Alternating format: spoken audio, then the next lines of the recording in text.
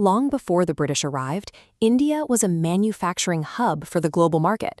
Walking through a major port city in the 1600s, you would find a thriving economy built on high-value handicraft industries and extensive trade networks. Local artisans produced premium goods that were exported across Asia, Africa, and Europe. These included finely woven cotton textiles, rich silk fabrics, and intricate metalwork that global merchants traveled thousands of miles to acquire. The immense concentrated wealth of the region is what drew the East India Company to the subcontinent in 1600. When they received their charter from the English crown, their objective was strictly commercial: buy these Indian products and sell them for a profit in Europe. For over a century, the company operated as a trading partner, but in 1757, British forces defeated the Nawab of Bengal at the Battle of Plassey. This victory gave the company direct political authority and control over the enormous tax revenues and resources of the Bengal region. As the company consolidated power, the United Kingdom was entering the Industrial Revolution. Newly built British factories created a surging demand for raw materials to keep their machines running at full capacity. With a combination of industrial hunger and political control, the British priorities shifted. They began the process of rewiring the entire Indian economy to serve the requirements of British factories rather than the needs of the Indian people. The first lever of this new system was deindustrialization. British authorities enacted trade policies and restrictions designed specifically to weaken Indian handicraft industries and remove them as competitors. As machine-made British textiles flooded the market, they were sold at prices Indian handweavers couldn't match. Famous manufacturing centers like Dhaka and Murshidabad saw their local economies decline rapidly. Millions of Indian weavers and artisans lost their livelihoods.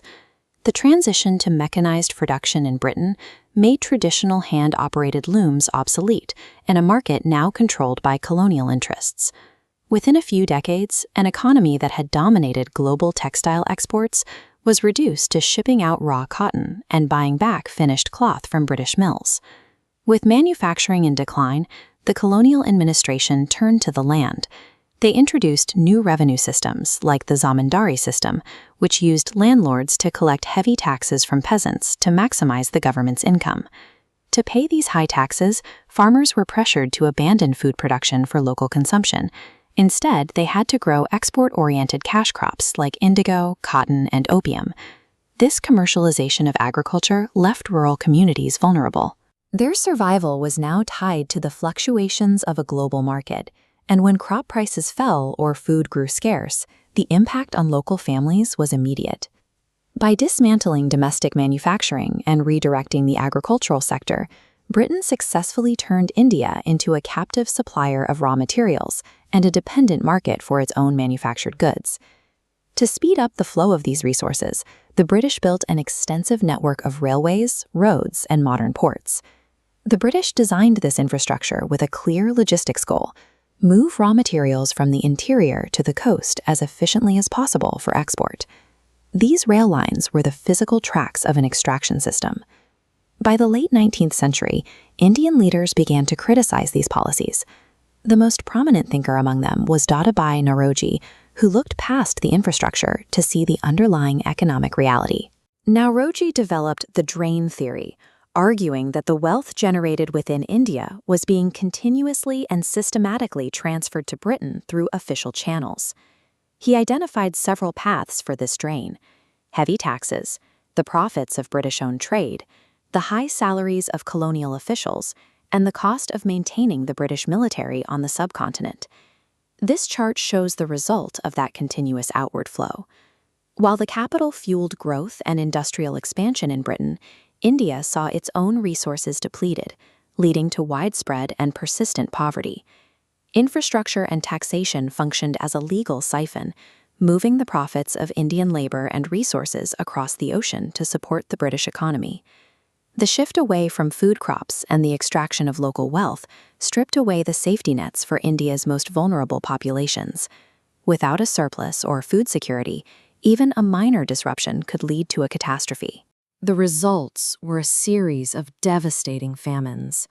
During the Bengal famine of 1943, Millions of people died because the export-oriented economy and administrative failures left them with no access to food.